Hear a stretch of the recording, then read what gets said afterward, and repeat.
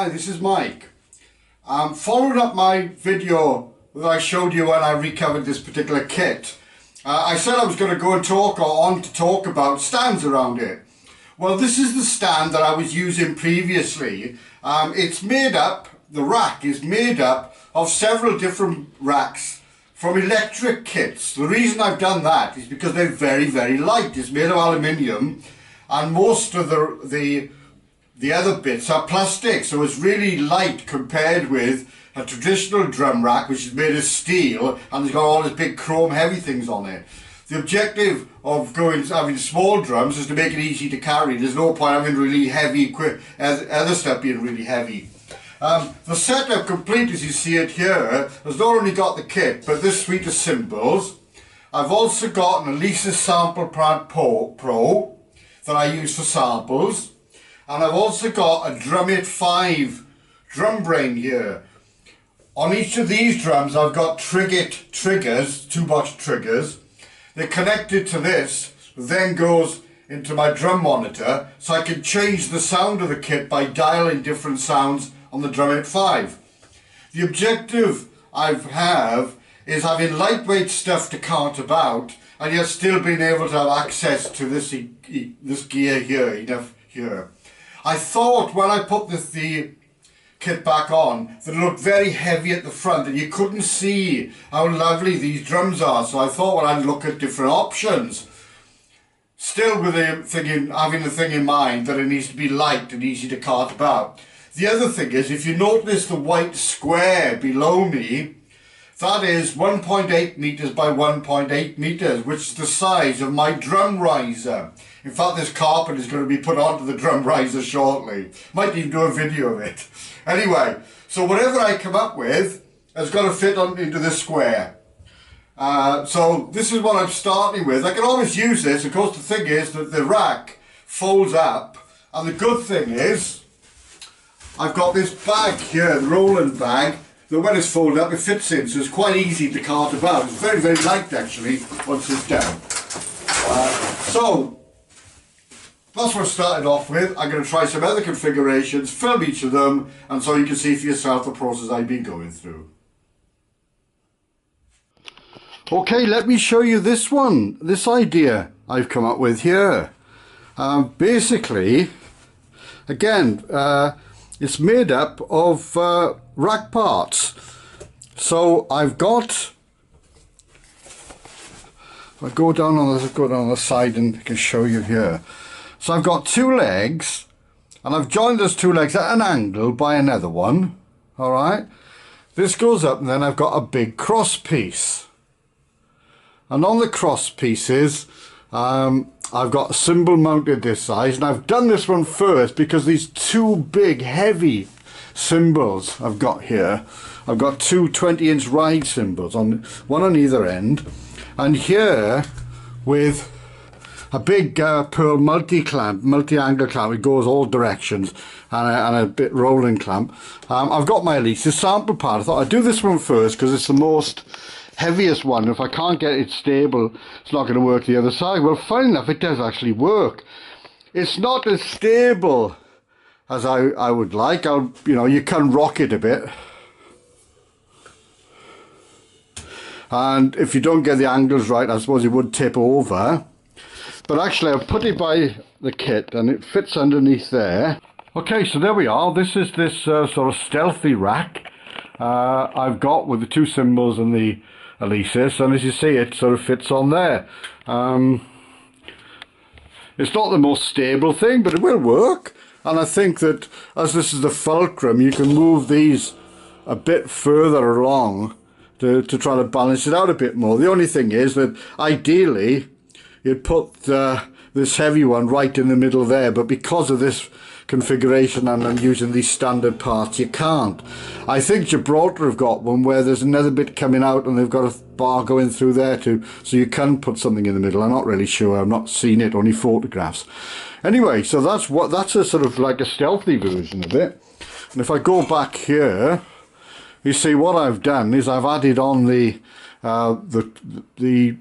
traditional tom holder, and so the whole of the front of the kit is visible once more.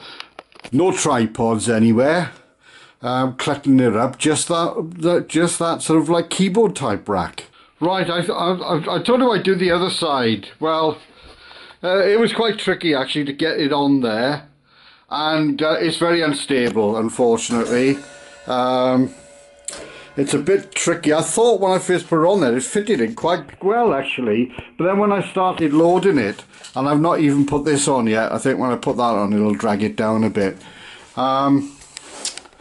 And it was only just about enough room there with the hi-hat stand. Of course, if you had a non-legged or a, which I think what Gibraltar does, or a two-legged one, you might be able to get that better in here. And I've had to compromise a bit on the position of where I got the cymbals, and I haven't put them in the right place at the moment, but because the beauty about these different rack fittings, you can put them either side, you can put these up, you know, it swivels this way, goes that way, turns. You can position them usually where you want to.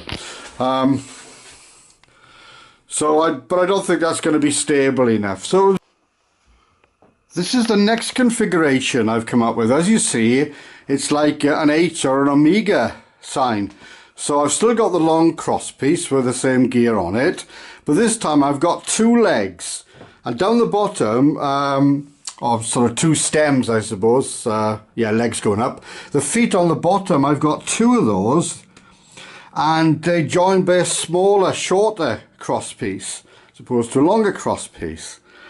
Now, the advantage with this is that you can actually fold it in. You can fold the legs in, and the cymbals actually drop down, or the cymbal arms and everything drop down, so this would fit in a rack, and I'll show you that later. But the other thing is, it's quite flexible as regards getting it into the gap there, because you can reposition and re-angle the bottom feet to get stability and to get it to fit. Right, I've done that. I've put it in position, and you can see it here. Again, as you see, advantages, the front is open, and it's quite, it doesn't overwhelm things. And this is the thing, at the bottom you can actually angle the legs to sort of make them fit and to make them stay on your bit of staging. As I mentioned at the beginning, the white bit represents the top of my drum riser, so anything has got to fit on there. So this is actually very stable.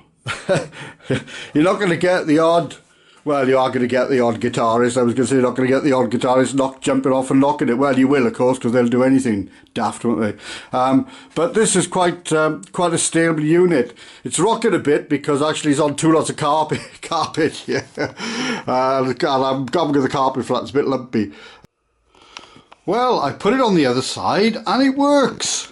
This is great. If you look at it here, just to remind you, I've got to keep in the white area, and because the legs are quite short and they're very manoeuvrable, it's been quite simple just to sort of just turn them slightly to get them between where the hi-hat is. And obviously I could just move it a couple of inches that way, or this way to do it.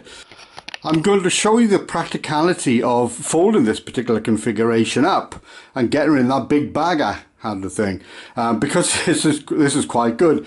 I can't be in two places at once, you'll have to bear with me. But look how simple this is. This I've put on all these thumb screws here instead of having to use drum keys. All right, and the one I do eventually I'm going to replace everything with the. I'll just swap them over so it's easier to mess about with. But at the end of the night, if you loosen this off here,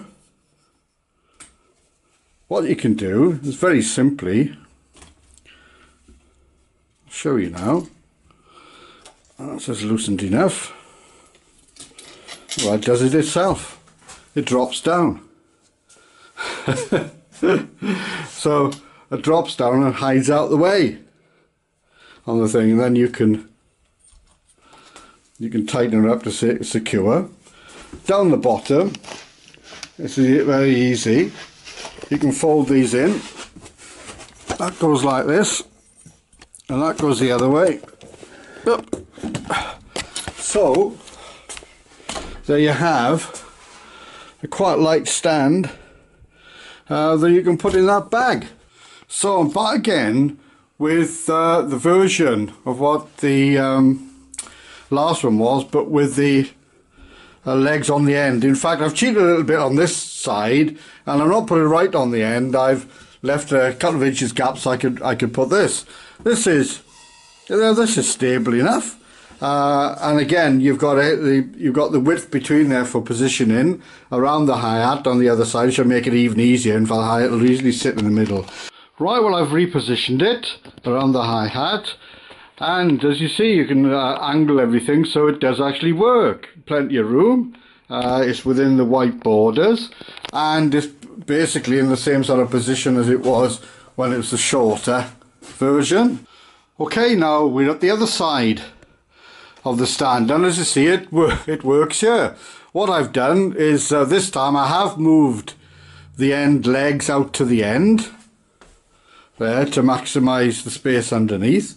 The other thing is, I found with this, because of the height of this, I could remove the multi-clamp actually, and the mounting unit of the Elises just sits into this rack thing there, so it actually makes it more stable because it puts the centre of gravity in the middle as opposed to overhanging. So, well, I think this is the last idea I'm going to try. And this one uses two cymbal stands, one either end, as anchor points, and then I've got a multi-clamp here. That's from a rack clamp, so put the rack up, and I put the rack onto another multi-clamp there. Now, so instead of having 3 tripods, at least I've got down to 2. The other thing is that these are very, very lightweight. I've deliberately, as I think I've said in this project, look to lighten up the load that I'm carrying. And so these are Mapex or Mapex, or whatever you want to call them, Tornado ones. They're the cheapest stands you can get, certainly in the UK at the moment, and they're very thin here, but they do the job. You know, they're coping with these all right, and because they've got a tripod each side, they are going to be more stable, because obviously the 3 points are more stable than just the leg there.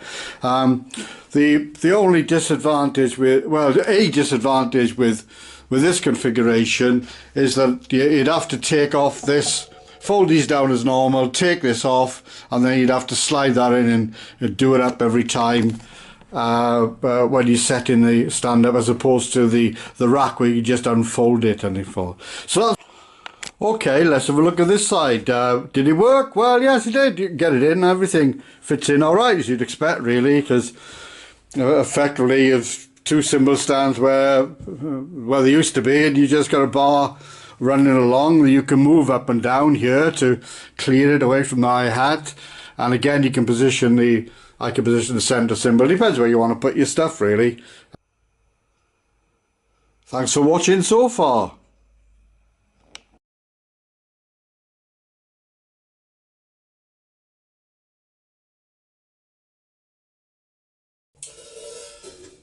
Well, this is it. This is the final solution, as they say. I've decided to go for this H configuration, and I've created a stand each both sides. I've got all the cymbals I want on there. I've got my sample pad unit, and I've got my 2-box unit. I've moved my 2-box unit from the back to here, basically because there's less wires I need. The wires can go much easier connecting this into the triggers, much easier from here than it can from back here.